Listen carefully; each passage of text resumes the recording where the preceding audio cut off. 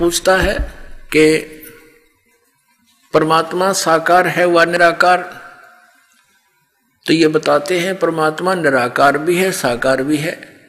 अरे भले आदमी तुमने वेद पढ़े, फिर इनसे पूछ ले संस्कृत में, चाहे चारों वेदों के इनको मंत्र याद पा जाएंगे। गीता जी भी घोट रखी होगी संस्कृत के अंदर, और इनको वेदों का कख भी पता नहीं। यदि ये वेदों से परिचित होते, क्या शब्द बोलते कि परमात्मा निराकार है? कहते हैं वहां वो से तो निराकार है, दूसरे शब्दों में ये डिफाइन करते हैं। और जब यहां जन्म आता है ना, प्रकट होता है, जन्म लेकर, जैसे राम श्री कृष्ण विष्णु को कहते हैं ये परब्रह्म के अवतार हैं ये, तो वो साकार है। अरे वेद बताते हैं वो साकार है, परमात्मा नर आकार है, मनुष्य दृश्य सतलोक में रहता है। तो क्या इन आचार्यों को और शंकराचार्यों को वेद ज्ञान था? इनको पुराणों का ज्ञान नहीं, वेद तो बहुत दूर की बातें हैं। इनको श्रीमद् भगवद गीता का ज्ञान नहीं। अगर इनको ज्ञान होता तो ये कहते कि जैसे इनसे कोई प्रश्न करता है कि गीता ज्ञान दाता 18वें अध्याय के 62वें श्लोक में अपने से अन्य किस परमेश्वर की शरण में जाने को कह रहे हैं, वह परमेश्वर कौन है? तो ये क्या कहते हैं, पहले तो संस्कृत बोल लेंगे, संस्कृत भी पूरी बोल देंगे, अनुवाद भी सही कर देंगे, फिर कहते हैं वो तो अपने ही बारे में कह रहे हैं। कमाल के आदमी हो तुम।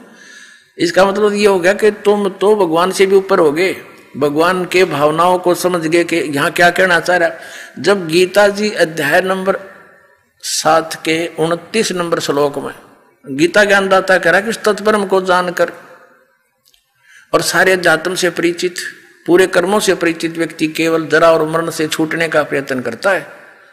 यानी वो फिर संसार की किसी वस्तु की इच्छा नहीं रखता, वो अपना बुढ़ापे वाले दुख से और मृत्यु के दुख से ही छूटने का प्रयत्न करता। जो तत्परम से परिचित हो चुका है, उस परम अक्षर ब्रह्म से, परमेश्वर से परिचित हो चुका है।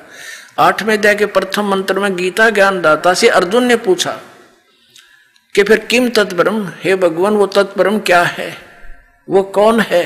8वें अध्याय के 3 श्लोक में उत्तर दिया कि वो परम अक्षर ब्रह्म है। पुण्यात्मा, इतना क्लियर है इस श्रीमद् भगवद गीता में। गीता ज्ञानदाता अपने से अन्य परम अक्षर ब्रह्म, उस परमेश्वर की जानकारी स्पष्ट दे रहा है। और गीता जी अध्याय नंबर 8 के श्लोक नंबर 5 और 7 में गीता ज्ञानदाता कहता है मेरी भक्ति कर, युद्ध भी कर और मुझे ही प्राप्त होगा, तू चिंता ना कर। क्योंकि ये नियम है कि जो अंश में जिसके भी भाव में भावित रहता है, जिस पर आश्रित रहता है, जहां आशा तहां बादशाह हुई, वही उसी के पास जाता है। 8वें अध्याय के 5 और 7 में तो गीता ज्ञानदाता अपने विषय में करा कि मेरी भक्ति करेगा तो मुझे प्राप्त होगा।